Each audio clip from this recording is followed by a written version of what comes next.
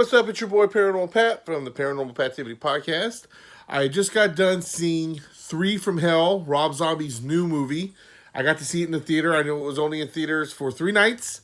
It was Monday, Tuesday, Wednesday. I got to see it on the Tuesday with the documentary fit footage. And I'm gonna say I really enjoyed this movie. I really liked it. Um, I I think my biggest gripe with it is that it's really slow in the beginning. They open up. I'm not gonna do spoilers, but they do open up with with a documentary of what happened and how they're alive. That's all I'm gonna say. Um, but then the problem is that it goes really slow from there. Um, there's some stuff that happens in the movie. I understand why they did it. Once you see the movie, you'll understand. I don't want to say it without giving anything away. You know me, I'm not a guy who likes to give spoilers. If I'm going to do spoilers, I'll say it right from the beginning.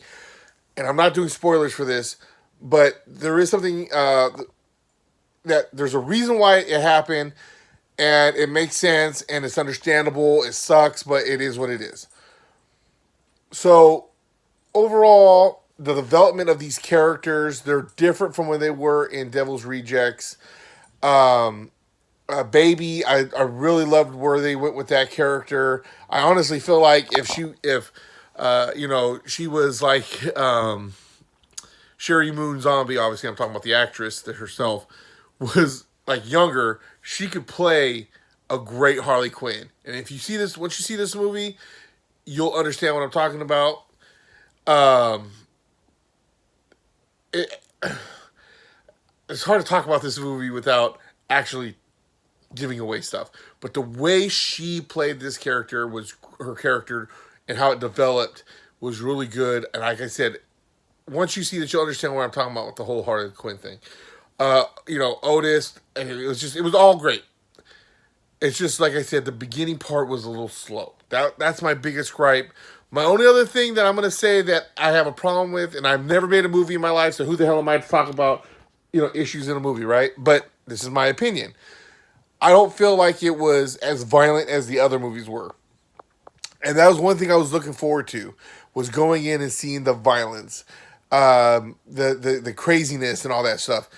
And it gets to a point where it gets like that, but it's not the same. And I understand it's a different movie and it's supposed to be more in the future, or not more in the future. It's 15 years after the other movie. But I wanted a little bit more of that.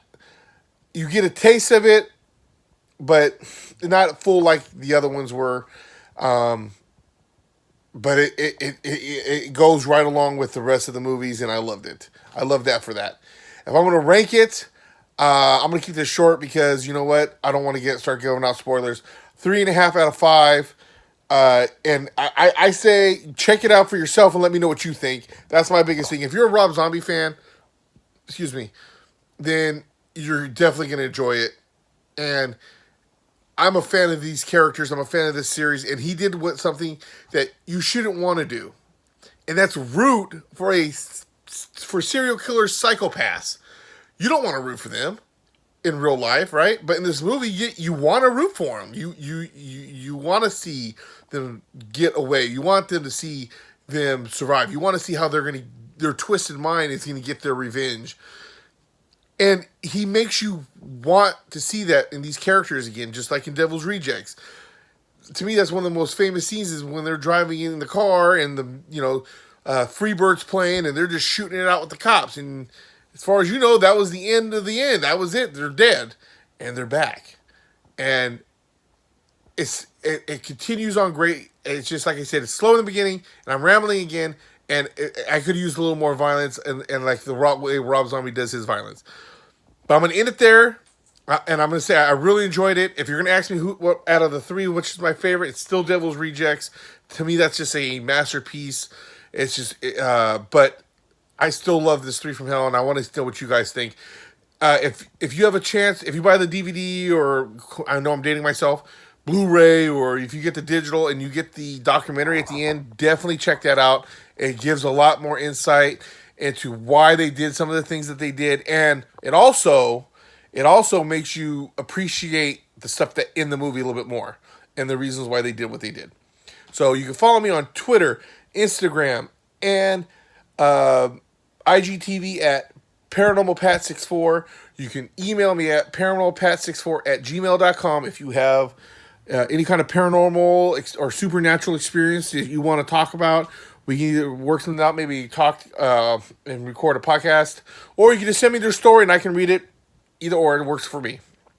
You can also follow me on Facebook and YouTube at Paranormal Pativity Podcast.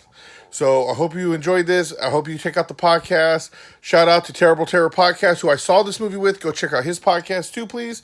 And until next time, deuces.